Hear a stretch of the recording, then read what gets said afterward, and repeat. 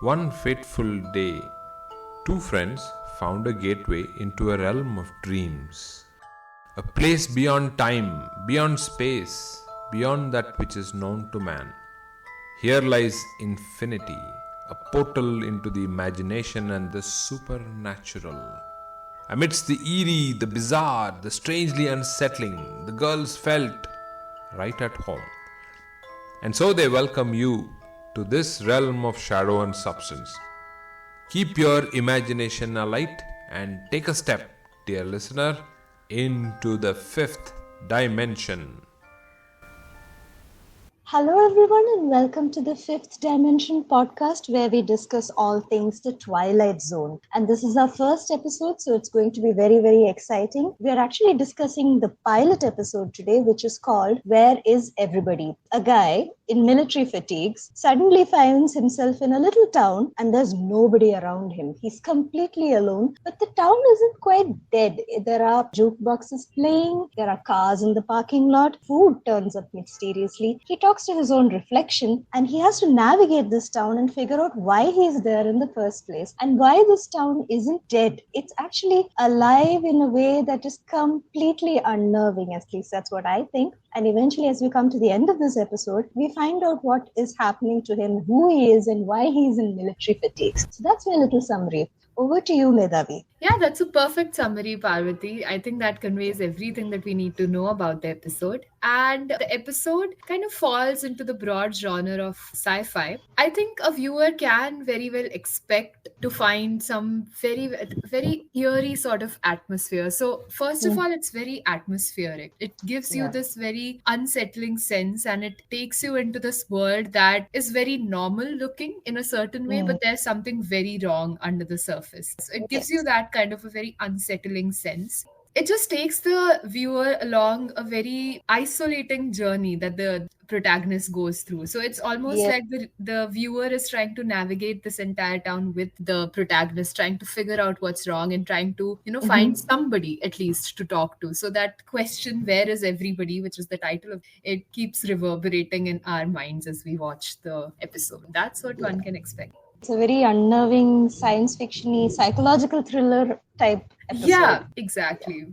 What we've got is something called a spookometer, Medhavi. Let's try to measure how much this episode spooked us on a scale of 1 to 10. That's perfect, yes. I think that's the perfect way to start off our discussion on it.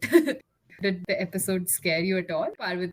It was spooky on many levels. I would say that it was more unsettling than actually spooky because when you talk about spooky episodes, I usually expect ghosts and we didn't have that here. It was spooky in a way that makes you feel claustrophobic, lost, and you do feel your chest tightening because you are in this place where there's nobody around and you have a protagonist talking louder and louder and finding food cooking on the stove all by itself, all sorts of unnerving things. So if I were to use a spookometer, Medhavi, I think, given the sheer unnerving atmosphere that this episode creates and the way that I felt so claustrophobic, I'd probably give it a 7 or a 7.5. What about you? Yeah, I agree with you that this did not really have all those, typical horror elements in the sense that it just, like I said, there's constantly something there under the surface that you're not so sure about. So something's up, but you don't know what it is. Exactly. Yeah, and like you said, it's almost like a psychological thriller, right? Where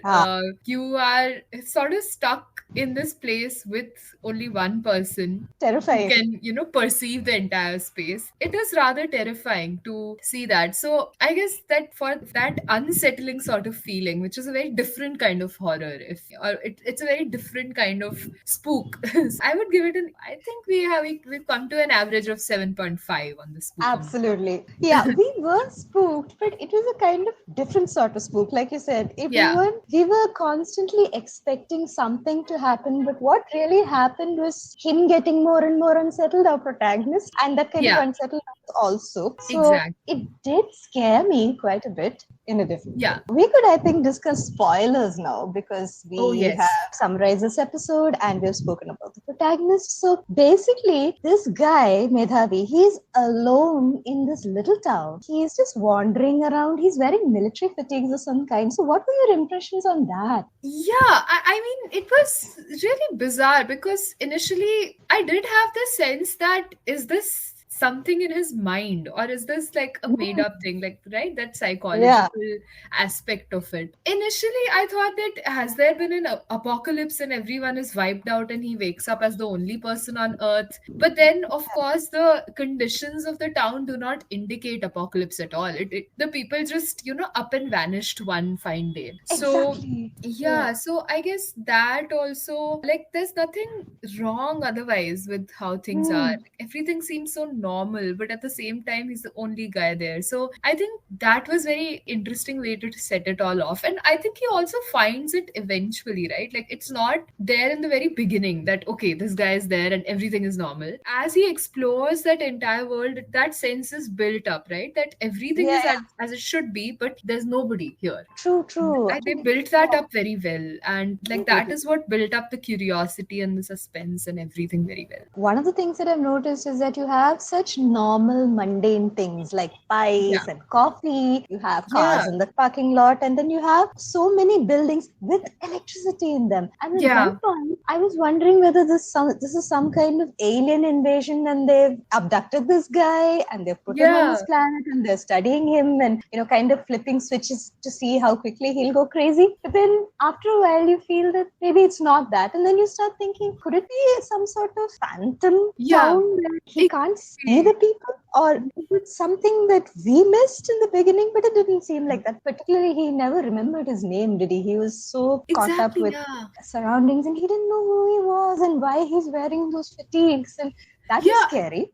Exactly. I think it was established in the beginning, right? That he doesn't know how he ended up there. So yes, he has no memory of an existence before turning up in this place. And it gives the sense, right, that is this a phantom town in the sense that there's something that we can't see, or is it that this is just a town that is, running on its own without humans around? Yes, is it fully automated and, it's just doing what he wants it to do? Or is there something else that he is missing? Maybe he's hallucinating and the people are there and he's just not seeing them. Yeah. And one thing this episode did so beautifully and what made it so unnerving is that town, it's absolutely pristine. It's absolutely perfect, but everything is wrong at the same time. And this poor guy, he's caught in the middle of it. He sees a female figure in that truck or that car over there, and he thinks, someone.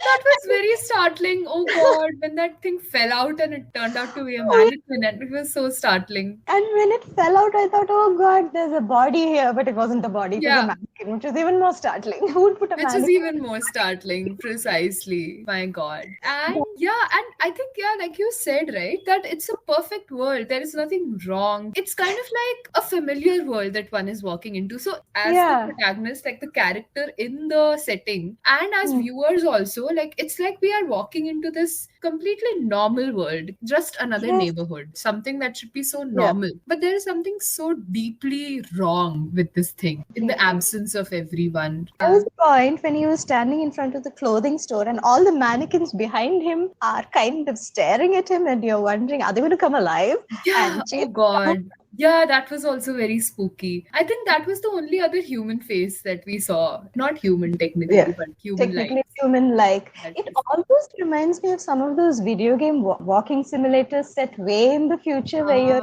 everything is all lush and green, but you're the only person there. It's scary. Yeah, exactly. And I found it so very peculiar that the minute this guy thinks he wants something, that would come to life. So he finds, he finds his breakfast, he finds the public address system works, and he's able to make announcements to whom? That we don't know, just announcements. That we don't know, And he even finds a lit cigar, Medhavi. How much more bizarre can it get? That was really bizarre. But I think that ties up very well with the ending, the revelation at the end. You know that this was a simulation all along, and that he was being Absolutely. prepared for something bigger. But everything that is there in his mind it's Ah, manifesting, right? So everything it's that is there in manifesting. his mind can be recreated by these people, Every except and of course other people. companionship. He's totally alone, and his mind is so startled by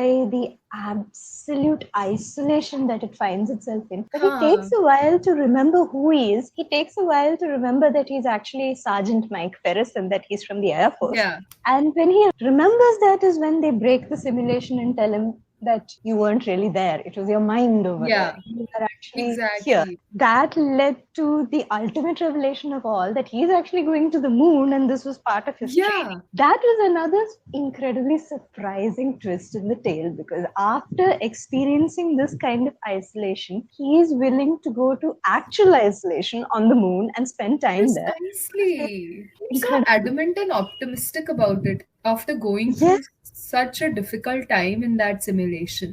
The biggest difference with that simulation and him going to the moon is you can come out of the simulation, you cannot come out of the moon. Exactly. So that's permanent isolation, and he's still willing to do it. He's up Which for it, is, yeah.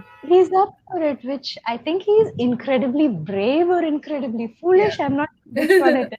He's a remarkable character. Yeah. I must say, the actor here was Earl Holliman, I believe. He was incredible as He Mike was Ferris. incredible. My God, he was so good, so arresting, because he is the only alive thing on screen for Yes, an extended period. Like for almost 20 minutes, he's the only alive being on the screen. And absolutely. his performance is so arresting. You don't lose your attention even for a single second. The direction and the acting is so perfect that Ah, it holds the viewer arrested for those 20-25 minutes. and you remember that one scene when he went into the phone booth, Medhavi? There was a call. He picked up Yeah. the phone and you could Yeah. hear this recorded message on repeat. His reaction was just so raw and Oh quite God, terrifying. yeah. Quite terrifying. Quite you also kind of identify with him, with his madness, with his, that like that isolation that leads to complete madness and losing his mind. And that scene where he kind of runs and it's showing the reflection and then he crashes into the mirror. My God, Yes. that's also kind of, he has to face him. The only person that he can face ultimately is himself, and that is completely disastrous because he's so alone, so isolated. And it took him a while to get to that point where he becomes a Yeah. little bit hysterical. In the Yeah. beginning, he thinks, I don't remember who I am or what I'm doing here, but I can figure that out as I go along. Yeah. But he's not able to figure it out. He constantly talks to himself to create that companionship, and Yeah. he realizes that's no use. It's just him. He has to snap out of it. He has to get out of there Exactly. somehow. Yeah. Exactly. That was done really Most fantastic. I think the gradual loss of his sanity, or his, not sanity exactly, but his composure, the gradual loss of his Absolutely. composure, it was then done so perfectly by that. Yes, it takes so much time for him, and his voice gets louder and louder as he's trying to figure things out. You don't even find an insect in that place. No insects, Exactly. no birds, no animals, nothing. Yeah. It's just him all the Yeah, time. It precisely. is quite an experience for us, I think, to watch it and experience, Oh, it feel all of those emotions with him. It really was. It was pretty fantastic. And then that theme of loneliness, right? That Yes. all they can recreate is objects in that world. They cannot recreate a real live consciousness other than his own. The only person, so to speak, that he comes across is himself, his reflection. Yeah. It's as close as he's going to get to a real life person in that simulation. And that's about all they can do. That's it. Yeah. He cannot expect anything more from that. I think it's that they cannot create anything which is removed from his consciousness, like which is independent of his consciousness. A being who would Yeah. behave in a way that is different from what he is thinking or perceiving, or Everything is in his control up to a certain point. The simulation also runs upon whatever he perceives up to a point, which brings Yeah. us to a rather an interesting idea, Medhavi. What do you think the significance of that town was? Was it something he remembered or a place he grew up in? Why that town? I constantly wondered about that. Yeah, why that particular place? Or maybe that is the place that can really, maybe, I don't know, give us that eerie sense of isolation. Because let's say if it's a forest, if he wakes up in a forest, there Yeah. one would expect isolation. If he wakes up in any different kind of setting, like in the middle of the woods or near the sea or something, in that kind of a setting, one would expect isolation, but like it's a very human set without any. Think that someone is just going to come around the corner. There has to be somebody in that building, somebody in that shop, and it kind of prepares to deal with total isolation. Once you get over the unexpected, the traumatic, he will be able to deal with whatever's on the moon a lot better. Exactly. And he did spectacularly well, I must say. He didn't lose his composure completely. He was beginning to crack, but he didn't Yeah. go into total insanity or he didn't have a complete meltdown. He did Yeah. handle himself very well. Realize that kind of a situation he was in. And he spent some 480 hours in the. That's a long time. I wonder. Yeah, I mean, the ending was also very fascinating for me because, Yeah. I mean, it kind of drove home the idea that around, especially in that context in America where this series was being produced, and there was that very strong curiosity, right? All these countries were launching their space programs and everything. There was a very strong True. curiosity to explore beyond the Earth. Like now, the Earth, the entire Earth is knowable. So we want to know Yeah. more beyond the Earth, see what's out there. And they realized that if that were to become possible, it would be a very isolating kind of experience. But for the sake of knowledge, for the pursuit of this knowledge, or for the pursuit of exploration, for the pursuit of the power that comes with knowledge and exploration, people were very much willing to leave that element of companionship behind, or they were willing to go ahead with that isolated existence, at least for a period of time. And to help, I think his pursuit, to take on this enormous burden of isolation and being by himself for a very long period of time, he's willing to undergo that for the sake of humanity. Very commendable, actually. Indeed. Very interesting. And I love how this kind of philosophical thing was woven into the narrative. So it was not just a narrative for the sake of spooks. I think that was my favorite bit. Like, considering this is the first and only episode of Twilight Zone that I've watched by that point, I loved how it wove in philosophical element or a comment on the human condition, the idea of companionship and isolation. I love it, and how it was conveyed using this kind of a plot. I think my favorite bit was probably, I loved the psychological test that this guy was undergoing, and I was so impressed with the way he was dealing with this unknown. It could have been an alien invasion. He could have been mentally ill and hallucinating. We don't know. But considering all that, he did well. I also loved how he attempted to find life in a place where there is no life. He was constantly looking for it, and he would see things that were not quite real. Absolutely. He saw a woman in a mannequin because he wanted to see a woman so bad. When you're in a faraway, isolated, dangerous, or potentially a place where there's too much mystery, the mind still attempts to make sense of the whole thing. I absolutely loved that. And the other thing I liked, even though that entire town, it was so impersonal, everything is happening on its own. After a point, our protagonist just stops questioning it, and he is thinking to himself, I'll just make myself some breakfast, talk to myself, make coffee.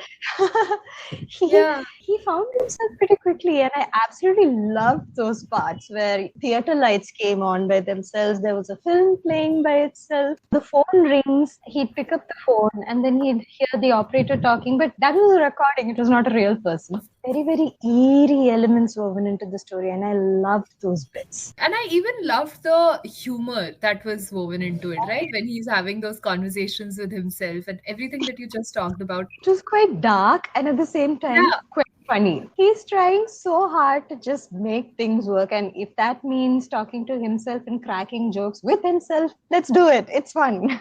Why not? Exactly. That's how you, like you said, he's just trying to, look for ways to survive this or to get through it. The survival instincts just kicked in full force Yeah. and he was making use of it. And I think probably his Air Force training also helped with that. Let's come to the last portion of this podcast, Medhavi. What would you do in such a situation? I think I would go mad much faster than this guy did. I would just lose it completely. To be fair, like I always imagined that it would be so nice to have a space to myself. I don't think I would last more than 5 minutes in a situation like so either I would like to go to sleep and block everything out, but I don't know how long I'll be able to sustain that. Or I think I will just go crazy.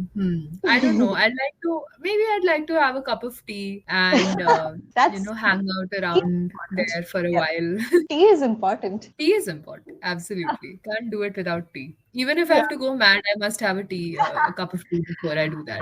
Well, if you're going to go mad, you might as well do it with a cup of tea. How about you, Parvati? I was thinking, let me get my priorities straight. Yeah. If I'm going to be in a place like this, first off, I'm going to go to the bookstore and pull out all the books. There's nobody there going to stop me. I'm just going to go there and pick up all the books over there.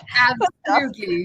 Secondly, I need to go to the supermarket and check out the cheeses section. I absolutely Yes. must, and help myself yes, with some of yes. it. Absolutely. I mean, who's going to stop me? There's nobody there to stop me. And since the system running this simulation keeps replenishing and reviving and restocking all the food, I wouldn't have much of a problem there. Step 3, go mad. After these two, Yeah, then absolutely. priorities. Yes. Chronology. There's a chronology too. Let's do things in order, right? This is exciting, actually. I would also like to go to at least till I drive myself mad, I will read.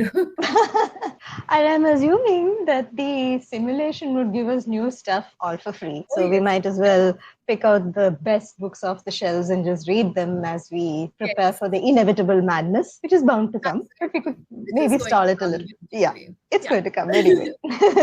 We had a lot of interesting things to talk about with this episode, and I'm so excited because this is episode 1. Yes. So I am quite excited about the fact that there's a lot more coming where that came from. So I'm excited to watch more episodes and talk to you about it. It's a lot of fun. We talked about so many things, and I think we also brought out exactly why we like Twilight Zone so much. Thank you to all our listeners for tuning in and joining us on this foray into the 5th dimension. See you next time.